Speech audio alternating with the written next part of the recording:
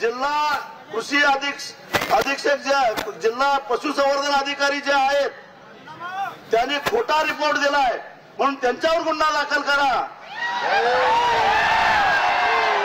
नाहीतर आमच्या माधुरी सुदृढ असताना सुद्धा सतत 48 तास प्रवास करत असताना तिला फ्रॅक्चर झालं, तिला जखमा झाल्या, तिची नीट निगा केली नाही, प्राण्यांना सलग 48 तास वाहतूक करता येत नाही, इथं सुद्धा नियम मोडलेला आहे, म्हणून अनंत अंबानीवर गुन्हा दाखल करा ही आमची मागणी आहे।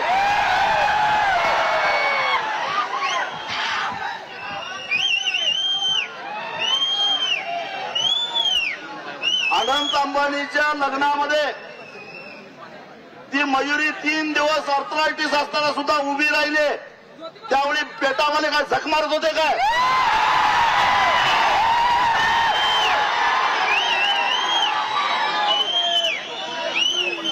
ही आमची व्यथा आहे।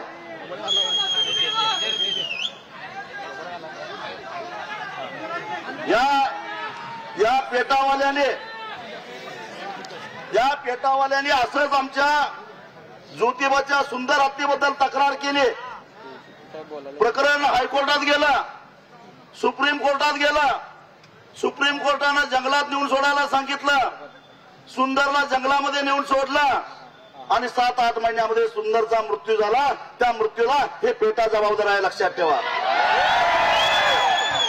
जर सुंदर ज्योतिबा मंदिरामध्ये राहिला असता तर किमान अजून 25 वर्ष जगला असता।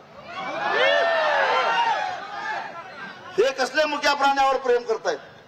कधी पेटानं चौकशी केली हत्तीची अवस्था काय आहे ते? ज्यांना अंबानीकडून मलिदा मिळतो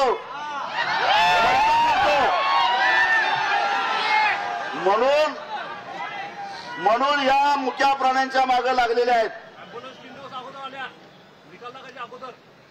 माधुरी नंतर नंबर आहे ते उद्याच बेंगलोर उच्च न्यायालयामध्ये शेडबाळ, रायचूर, अलकनूर या 3 मठाचे, एक लिंगायत समाजाचा मठ आहे, एक धनगर समाजाचा मठ आहे, एक जैन समाजाचा मठ आहे, या 3 देवस्थानातल्या हत्तींच्या बद्दल या पेटानं तक्रार केली आणि उद्या त्याचा शिरीक आहे।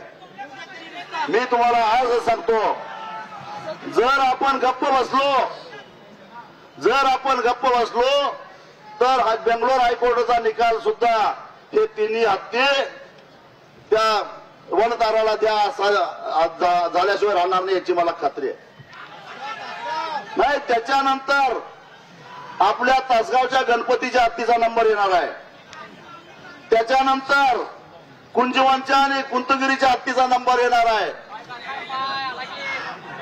हे सारे आमचे हत्ती गोळा करायला आहेत का? तर एका मोठ्या उद्योगपतीच्या पोराचा बाल। आता isakal.com आहे देशातील नंबर 1 ची मराठी न्यूज वेबसाईट। प्रत्येक अपडेटसाठी isakal.com ला नक्की भेट द्या।